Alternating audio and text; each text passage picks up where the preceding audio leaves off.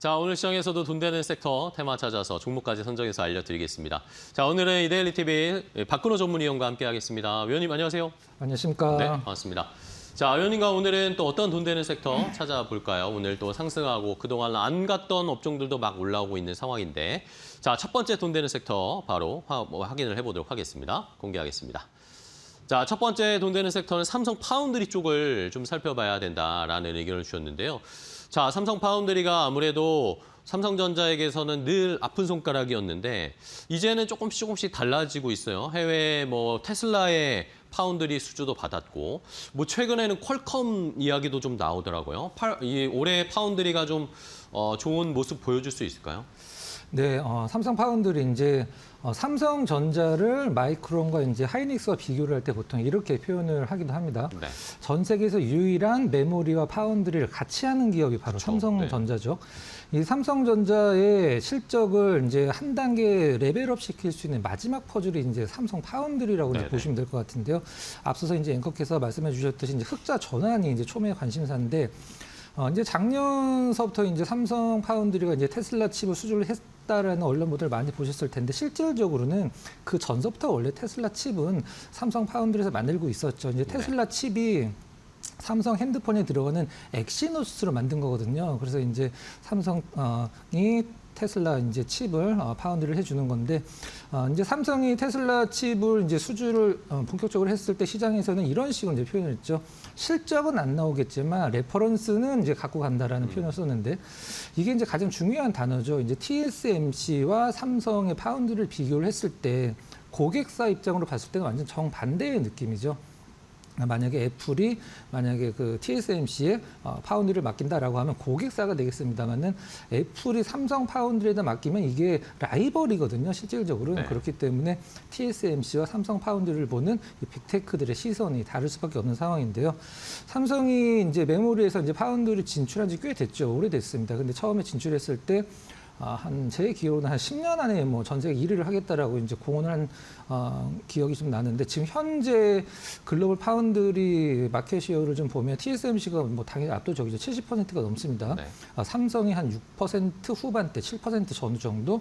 그리고 이제 중국이 사실 중국의 두 개의 대표 파운드리 중거신지랑 화룽을 합친다라고 하면은 삼성보다 지금 글로벌 점유율은 상당히 더 올라가는 거죠. 이제 가장 중요한 것은 이제 삼성이 이제 지금 미국의 테일러 팹 짓고 있는 거 마무리 단계죠. 그쪽이 이제 2나노 파운드리인데 이쪽에서 어떤 좀 공격적인 어떤 매출이 좀 나와주면서 올해 하반기에 삼성 파운드리의 어떤 흑자 전환도 한번 기대를 해볼 수 있는 그런 상황이다. 이렇게 정리를 해보도록 하겠습니다. 네, 알겠습니다.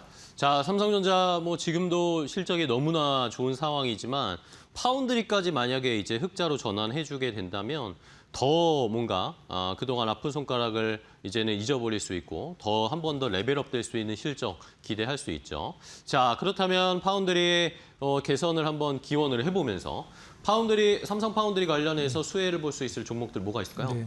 삼성 파운드리 사실 우리나라에 있는 웬만한 소부장 기업들은 삼성 파운드리와 연관이 조금씩은 다 있다라고 봐도 되는데요. 일단 그 중에서 좀 약간 연관이 높은 기업들 위주로 한번 종목을 좀 추려봤습니다. 첫 번째 종목은 이제 FST를 좀 골라봤는데요. FST는 무엇을 하는 기업이냐면 이제 펠리클을 만드는 기업이죠. 펠리클은 어떤 거냐면 반도체 회로를 그리기 위한 회로가 그려져 있는 포토 마스크를 이제 보호하기 위한 어떤 덮개 같은 거라고 이제 보시면 될 것 같아요. 일단 삼성 파운드리 2나노에서 이제 그 펠리클 공급망 진입을 앞두고 있는 상황인데 삼성이 이제 이 FST한테 숙제를 줬죠. 야, 우리가 니네들한테 돈을 좀 투자를 할 테니까 니네가 2나노에서 쓸 수 있는 펠리클을 좀 만들어 볼래? 라고 했는데 FST가 좀 만들었죠. 삼성이랑 공동으로 개발을 했는데 이게 삼성 테일러팹 2나노에 이제 본격적으로 들어간다라고 하면은 일단 FST가 시장에서 좀 보는 시선이 굉장히 좀 달라질 것 같습니다. 거의 이제 들어갈 거라고 보면 될 것 같아요. 이 포토 마스크는 장당 억대긴 합니다만 이 펠리클도 몇 천만 원씩 하기 때문에 실적은 당연히 좋아질 수 있는 부분이고요. 최근에 삼성전자로서부터 이제 가장 유의미한 어떤 그 수주가 있었습니다. FST가 삼성전자를 240억짜리 EUV 장비를 수주했다라고 이제 공시가 나왔는데 그 EUV 장비는 어떤 장비냐면 펠리클을 교체를 하고 이송을 하는 장비예요. 그러니까 그 FST가 만든 장비가 들어갔으니까 FST가 만든 펠리클도 들어갈 가능성이 높다고 보시면 될 것 같아요.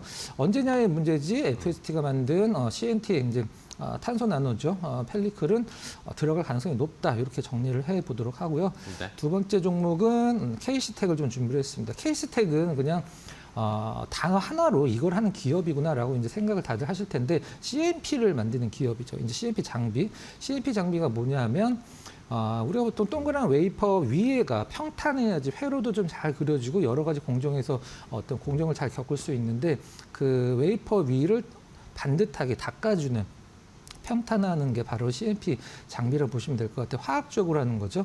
삼성 파운드리 2나노 공정의 핵심이 일단 그 칩의 이제 회로와 전원 부분을 위아래로 이제 나누는 거거든요. 그것과 관련해서 이제 KC텍이 유일하게 CMP 장비를 보유를 하고 있는 상황이다라고 보시면 될 것 같고, 우리가 보통 자동차에 광택을 낼 때도 그냥 뭐 이렇게 어떤 헝겊 갖다 문지르는 게 아니라 뭔가 왁스 같은 걸 이제 놓고 바르잖아요. 근데 웨이퍼를 닦을 때 그 왁스 같은 역할을 하는 게 이제 슬러리라는 건데 그것까지 같이 이제 CMP 장비에서 소재 사업까지 확대를 하고 있다는 점, 이렇게 KC텍까지 한번 정리를 해봤습니다. 네, 알겠습니다. 자, 삼성 파운드리 관련해서 연관이 조금 더 높은 종목들 FST, KC텍 두 가지를 살펴봤고요. 자, 그러면 가장 궁금한 건 탑픽 종목이죠. 삼성 파운드리 수혜를 가장 잘 볼 수 있는 가장 좋은 탑픽 종목은 뭘로 보세요? 네, 실적은 좀 약간 갸우뚱하는 흐름이긴 합니다만 두산 테스나를 좀 준비를 했습니다. 두산 테스나. 일단 실적적인 부분은 둘째치고 연관이 가장 높죠. 두산 테스나가 이제 무엇을 하는 기업이냐면 삼성 파운드리가 반도체를 생산할 때 웨이퍼 테스트를 하는 기업이죠. 네.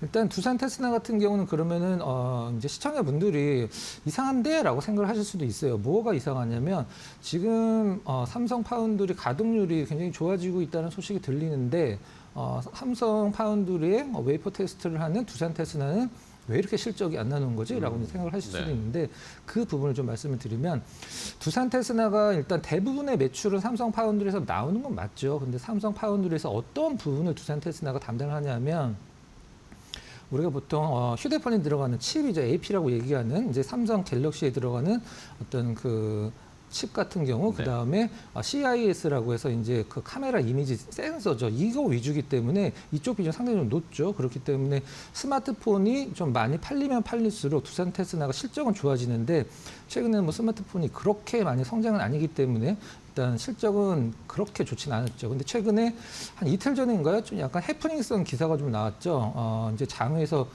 애프터 시장에서 이것 때문에 많이 올랐는데 두산 테스나 엔비디아, 웨이퍼 테스트, 이런 식으로 이제 공급망 진입, 밸류 체인 진입 이런 식으로 이제 기사가 나왔었죠. 이 기사가 좀 약간 왜 해프닝이냐고 하면은 기사가 이제 내용이 이렇게 나왔습니다. 두산 테스나, 테슬라, 애플 이어, 엔비디아, 테스트, 고객사 확보 이런 식으로 나왔었는데 두산 테스나가 확보한 게 아니라 삼성 파운드리가 확보를 한 거죠. 실질적으로는 삼성 파운드리가 확보를 해서 이제 두산 테스나한테 이제 테스트를 맡긴 건데 그 부분이 앞으로 이제 실적적인 측면에서 얼마만큼의 물량을 갖고 오는지가 이제 중요하긴 한데 아무튼 약간 좀 해프닝성 기사였다라고 이제 보시면 될 것 같아요. 일단 올해 이제 실적을 보면 이제 1분기 실적 흑자 전환 기대한다라고 나와 있는데. 이게 이제 좀 의미가 있는 게 두산 테스나가 작년에 상반기, 1분기, 2분기는 완벽히 적자였어요. 근데 작년에 3분기, 4분기, 그러니까 하반기로 갈수록 이제 흑자 전환하면서 이제 올해 실적을 이제 기대를 하기 때문에 실질적으로 이제 역사적인 신고가를 갱신하고 있는 상황인데 작년 1분기는 이제 적자였지만 올해 1분기는 흑자 전환한다라는 그런 부분들이 이제 실적을 좀 기대치를 주가가 좀 표현하고 있는 그런 부분인 것 같아요. 가격적인 전략을 좀 말씀드리면 좀 높긴 하니까 하니까 좀 목표가를 좀 짧게 잡도록 할게요. 매수가는 현재가 전후, 목표가는 14만 원, 손절가는 9만 원 정도로 한번 설정을 해보도록 하겠습니다. 네, 알겠습니다. 자, 두산 테스나를 이 삼성 파운드리의 가장 수혜주 탑픽 종목으로 골라봤습니다. 함께 잘 지켜보도록 하겠습니다. 자, 다음 두 번째 돈 되는 섹터도 바로 확인해 볼까요? 박근호 위원의 선택은 바로 디지털 헬스케어 관련된 테마를 좀 보자라는 의견이었습니다.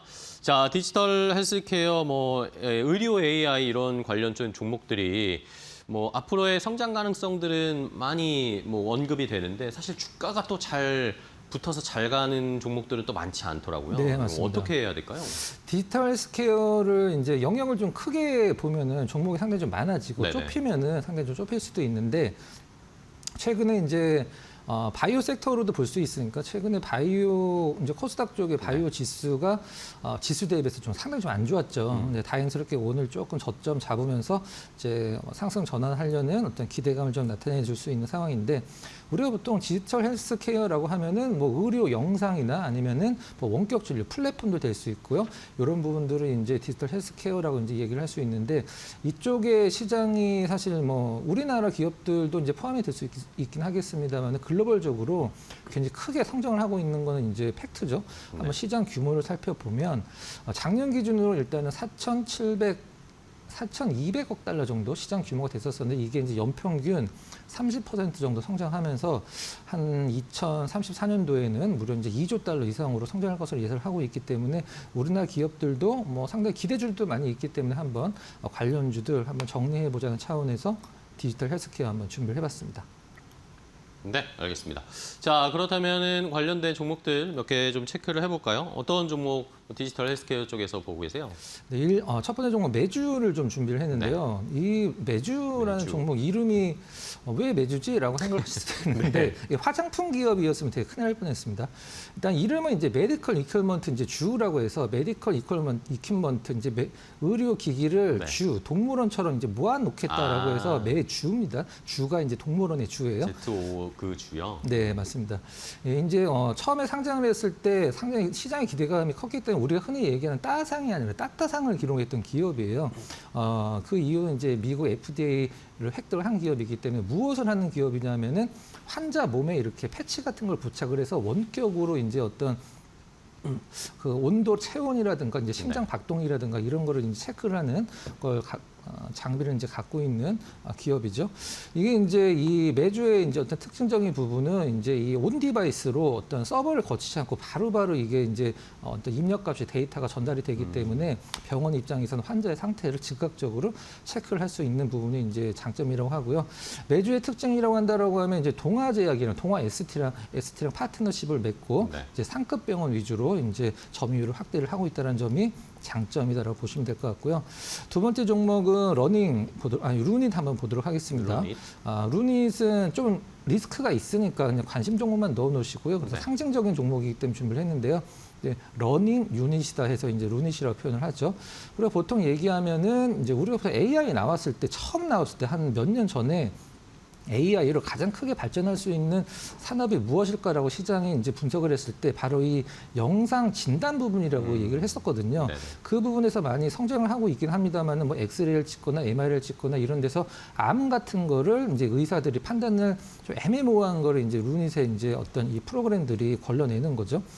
일단 이런 부분들 시장의 기대치가 상당히 컸긴 했습니다만 수익이 안 나다 보니까 실질적으로 이제 시장에서 좀 우려감이 있었었는데 상장 4년 차가 되면 이제 법차손 비용, 이제 법인 비용을 뺀 어떤 손실이 자본금 대비해서 50%가 넘어가면 관리 종목으로 지정이 되거든요. 이게 이제 루닛이 최근에 그것과 해당되기 때문에 관리 종목으로 지정된다라고 하면은 시장에서 좀 보는 시선이 이렇게 곱지는 않겠죠. 루닛 같은 경우는 상당히 좋은 기업이고 매출은 계속 늘어나고 있긴 합니다만 워낙에 적자가 좀 많이 나기 때문에 그냥 관심 종목에만 넣어놓고 그냥 지켜보시면 될 것 같습니다. 네, 알겠습니다.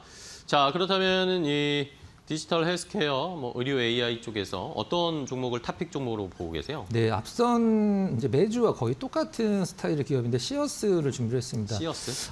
이제 시어스 테크놀로지였었는데 시어스로 이름이 좀 바뀌었죠. 네. 일단 이것도 이제 아까 메주 이제 똑같은 어떤 비슷한 이제 사업이라고 보시면 될 것 같아요. 환자의 어떤 상태를 이제 모니터링하는 그런 장비를 이제 만드는 기업인데 지금 이 시어스는 가장 큰 특징이 다른 어떤 바이오헬스 기업들과 가장 차별화되는 흑자 전환해서 그 흑자 흑자를 유지를 하고 있다는 게 가장 큰 장점이죠. 우리가 흔히 얘기하는 텐베거를 기록을 한 종목으로 또 유명하기도 하죠.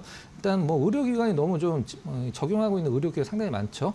전국 한 176개 정도 병원에 공급을 하고 있는 상황이고요. 이 병상이 지금 현재 25년도에 11,000개로 이제 이걸 늘어났다라고 하는데 11,000개 병상이 전체 병상 대비해서 5%도 안 되기 때문에 앞으로 이제 늘어날 수 있는 성장할 수 있는 부분은 무궁무진하다라고 보시면 될 것 같아요. 앞선 매주가 이제 동아랑 같이 한다라고 하면은 이 시어스 같은 경우는 대웅제약이랑 같이 병원의 어떤 영업을 하고 있는 기업이다. 이렇게까지 좀 정리를 하도록 하고요. 네. 가격적인 전략은 일단 매수가는 현재가, 목표가는 7만 원, 손절가는 4만 원으로 딱 끊어서 제시를 해드리도록 하겠습니다. 네, 알겠습니다. 자, 의료 AI 관련해서 작년에 또 엄청난 상승을 보였던 텐베거 종목 중에 하나죠. 시어스 테크놀로지에서 시어스로 이제 또 변경되었습니다. 잘 한번 찾아보시고 좋은 전략 알려주셨으니까 잘 적용해 보시기 바랍니다. 자, 오늘 돈 되는 섹터의 테마 박근호 위원과 함께했습니다. 위원님 오늘 또 좋은 종목 알려주셔서 감사하고요. 다음 주에 또 뵙겠습니다. 고생 많으셨어요. 네.